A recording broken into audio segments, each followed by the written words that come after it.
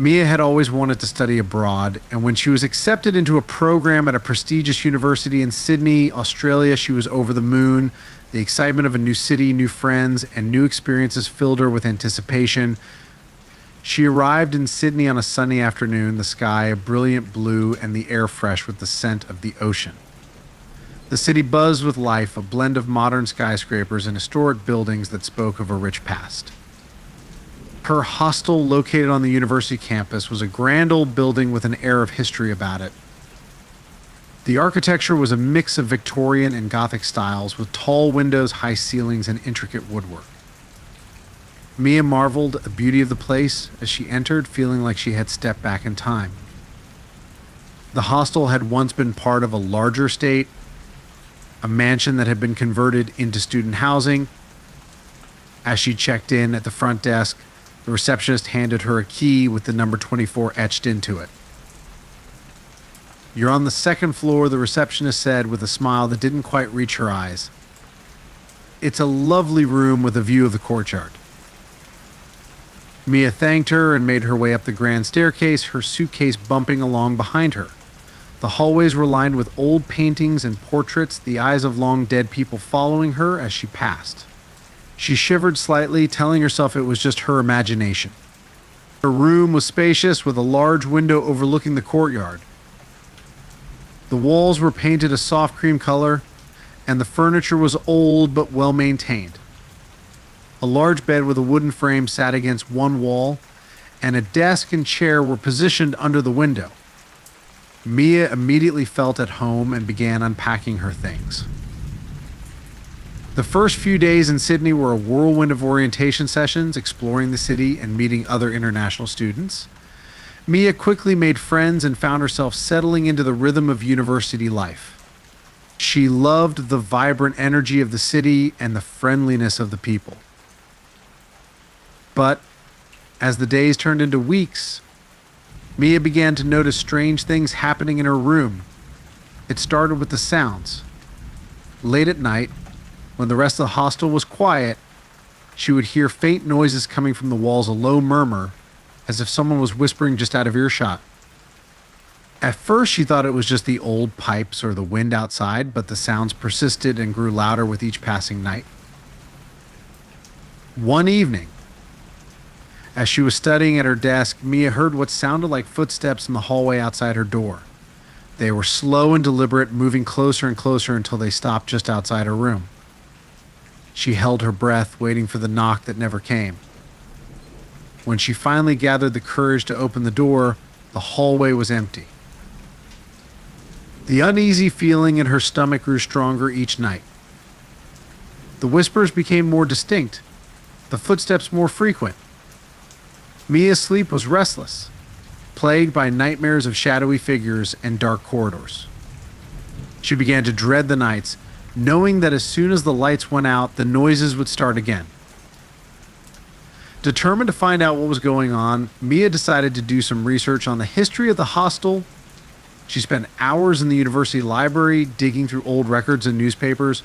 What she discovered sent chills down her spine. The hostel had been built over the site of one of Sydney's oldest penal colonies. In the late 18th and early 19th centuries, the area had been a place of brutal punishment for convicts sent from England. The prisoners had lived in squalid conditions, subjected to hard labor and severe punishments. Many had died from disease, malnutrition, or the harsh treatment they received. Their bodies were buried in unmarked graves, the land eventually forgotten as the city expanded and modernized. As Mia read more about the penal colony, she began to piece together the history of the land her hostel now occupied. The mansion that had once stood there had been built by a wealthy landowner who had bought the land for a pittance, unaware or uncaring of the suffering that had occurred there. The mansion itself had a dark history. There were stories of hauntings, unexplained deaths, and mysterious disappearances. It seemed the spirits of the dead convicts had never left, their restless souls trapped in the place of their suffering. Mia couldn't shake the feeling that she was being watched. The atmosphere in her room grew heavier, more oppressive, as if the walls were closing in on her.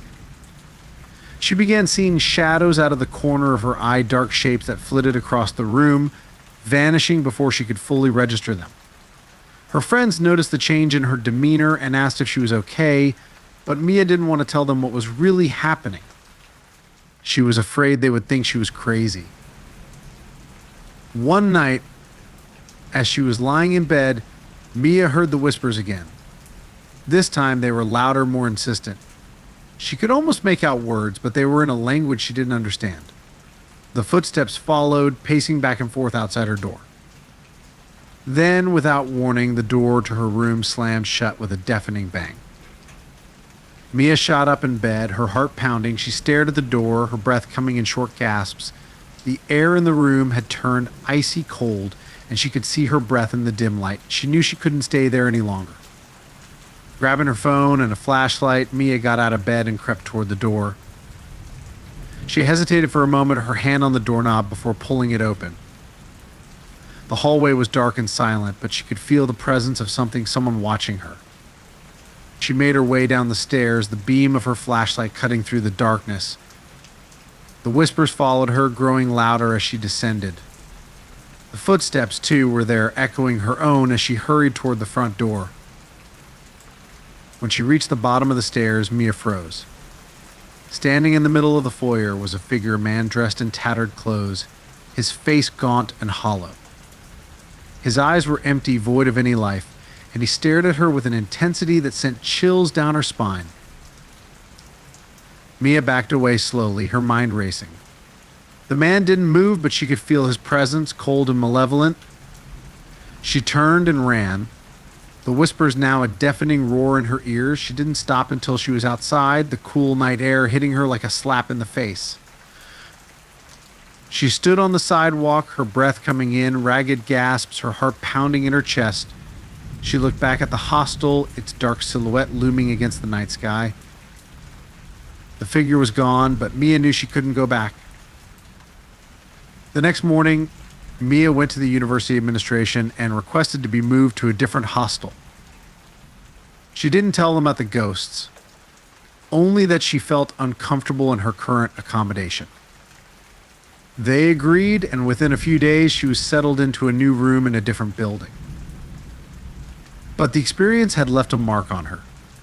She couldn't forget the whispers, the footsteps, the figure in the foyer. She knew that the spirits of the old penal colony were still there, trapped in the hostel, reliving their suffering over and over again.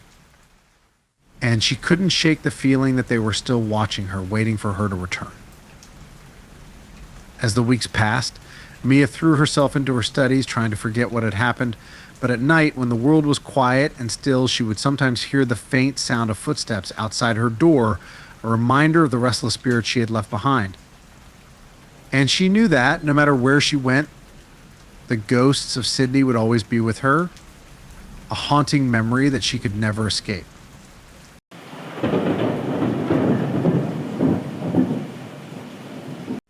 Tokyo's vibrant neon lights painted the city in a kaleidoscope of colors as Hiroshi, a new student from a small town in Japan, arrived for a study abroad program. The city's ceaseless energy was both exhilarating and overwhelming. For Hiroshi, it was a dream come true, an opportunity to immerse himself in the bustling metropolis and pursue his studies in one of the world's most exciting cities. Hiroshi's residence was a modern hostel in Shibuya, a district known for its lively streets and youthful spirit. The hostel was a strikingly sleek and contemporary structure, with expansive glass walls that reflected the city lights and an interior design with minimalism in mind. It seemed the perfect place for a student seeking both comfort and convenience. His private room was small but cozy, outfitted with a simple bed, a desk, and a window that offered a view of the cityscape.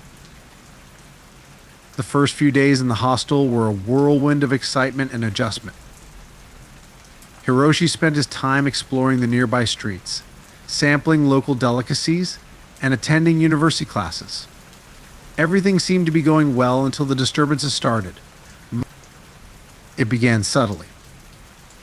Hiroshi noticed that his belongings, books, clothes, and personal items were not where he had left them. Initially, he dismissed it as forgetfulness or the result of an overzealous cleaning staff.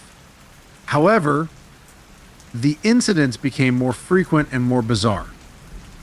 Books would be rearranged on the shelf, clothes would be moved from the closet to the floor, and his desk would be cluttered with items he didn't remember placing there. One night, after a particularly exhausting day, Hiroshi returned to his room to find it in complete disarray. His bed was unmade, books were scattered, and his personal items were strewn across the floor. Confused and frustrated, he set about cleaning up, trying to make sense of the chaos. As he cleaned, Hiroshi began to hear faint whispers, barely audible over the hum of the city outside. They seemed to come from nowhere and everywhere at once. The whispers were too soft to make out any words, but they sent a chill down his spine. He glanced around the room, but there was nothing out of place. Shaking off the eerie feeling, he finished tidying up and went to bed. The following nights were marked by increasingly disturbing occurrences. The whispers grew louder, sometimes resembling fragmented sentences or cries. Hiroshi would wake to find the lights flickering or the temperature in the room plummeting inexplicably. Each night, he felt a growing sense of unease, as if he was not alone in his room.